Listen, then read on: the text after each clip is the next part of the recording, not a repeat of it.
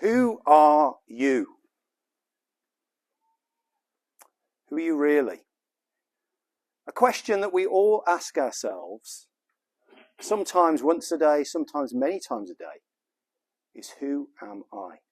Now that might mean for you, your role at work. You might be a plumber, a baker, a butcher, a candlestick maker. Maybe you've got a personal role. Maybe you're a father, a brother, sister, a mother. But I want to ask you a different question today. I want you to ask you, what is your alliterative adjective? And what I mean by that is an adjective you assign to yourself based on the same letter as your name. So I might be Lucky Luke, Laughing Luke, Little Luke.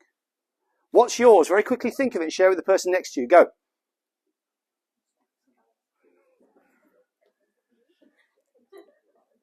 Now, you're a bit slow on that. Now, the reason why I've asked you that is because I want you to think. I want you to start thinking consciously about who you are. Because we can often think subconsciously. Now, the first time you asked yourself, who am I? Might have been this morning when you looked in the mirror. Now, if you looked in the mirror, you might see the kitten and you might see the lion. I'm just curious. Who here sees themselves as the kitten? Who here sees themselves as the kitten? Yeah, okay, a few hands gone up. Who here sees himself as the lion? Notice how kittens say, meow. And lions generally say this, because how we perceive ourselves is at the root of how we communicate and how we communicate with other people. Can you see there, Andy? I'm on your way. Yeah, okay. I'll go over the other side. What's this word? Quick. What do cows drink? Right. That's the other part of your brain, which is not the conscious thinking. That is the part of your brain that serves you things, millions of patterns that you've learned.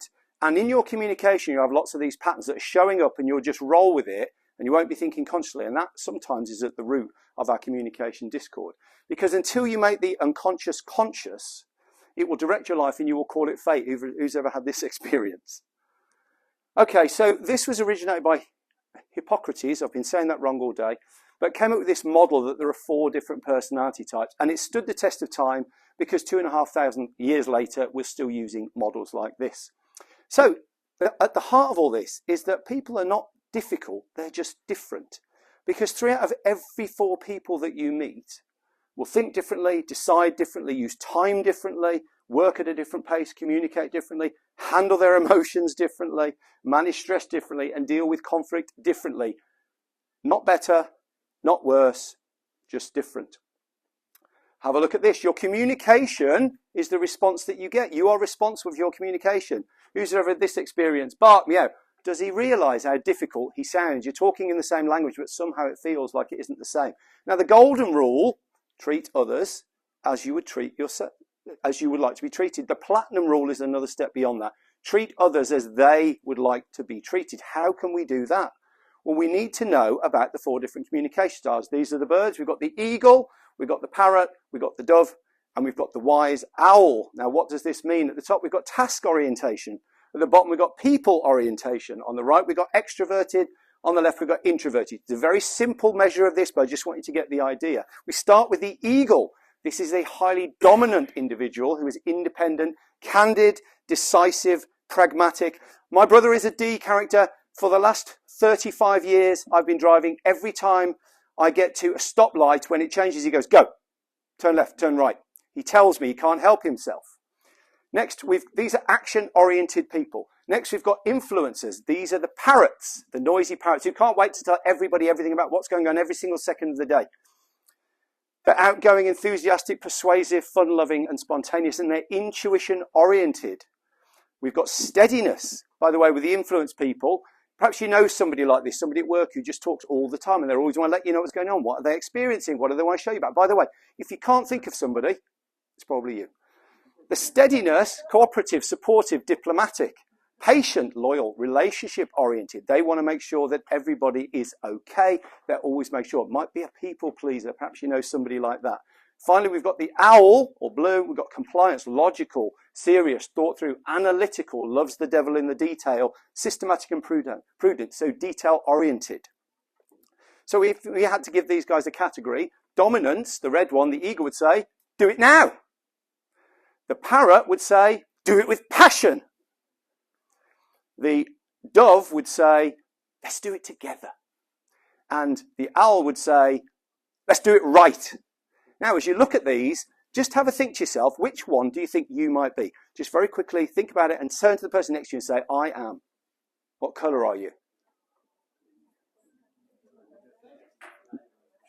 Now, as you turn to one another, the yellows are saying, whoa, I haven't finished yet because I've only shared with 3 people so far. The reds are saying, I'm red. What next?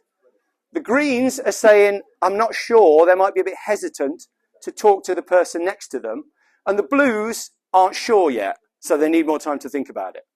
So why is it important that we know this? Well, it's important why we know this because for all of these wonderful strengths that each of these have, there is also an equal and opposite overstrength. And when we are in our overstrength of our skills, we become aggressive, controlling, driving, overbearing, and intolerant, or excitable, frantic, indiscreet, and flamboyant, or docile, plodding, bland, and stubborn, or stuffy, indecisive, cold, and reserved. Now, here's the thought. What is your partner or your spouse? Because you might notice that your partner is not the same as you. They might be the opposite. And the opposite side of this energy is going to see you as this. So a green person will always see a red as this. Now, this is me. I'm quite red. What a surprise. But I'm also quite yellow. My wife is quite green, but also quite yellow. So generally, we have a great relationship. However, when I start to go red, she starts to go green. What that looks like is, let's go out. We're doing this. Come on, let's go. No. What do you mean, no? I don't want to. Why not? I don't know. Stubbornness comes in. That's what happens in our relationship. So I have to recognize, why is she being stubborn? It's because I've gone too red. So I have to moderate my behavior and say, what is it you'd like to share with me? So we can use these techniques in our relationships at home and our relationships at work. Because when we can understand who we are, we can also adapt our behavior to those of our other quadrants. Because then we realize that people are not difficult, just different. And finally, this is the slide to take a photo of, because this has got all the information you need so that you know your own style better and you can measure the styles of others. Mr. Toastmaster.